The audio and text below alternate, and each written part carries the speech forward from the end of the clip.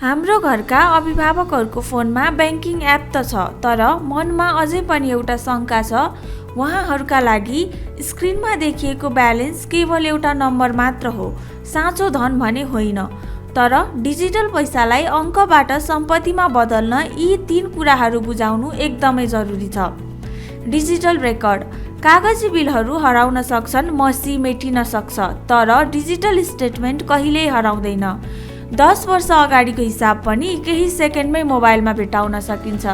यही सजिलो तरिकाले नै डिजिटल ब्याङ्किङलाई एकदमै भरपर्दो बनाउँछ। Active money. दराजमा राखेको नगदले केही कमाउँदैन, उल्टै महँगी बढ्दा त्यसको भ्यालु घट्दै जान्छ।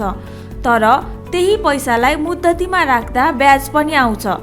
जब समयक्रममा त्यो पैसा आफै बढेको देखिन्छ, बल्ल त्यो नम्बर उहाँहरूका लागि वास्तविक धन बन्छ। फुल कन्ट्रोल। मोबाइलको ओटिपी र फिङ्गरप्रिन्ट भनेको घरको बलियो साँचो जस्तै हो।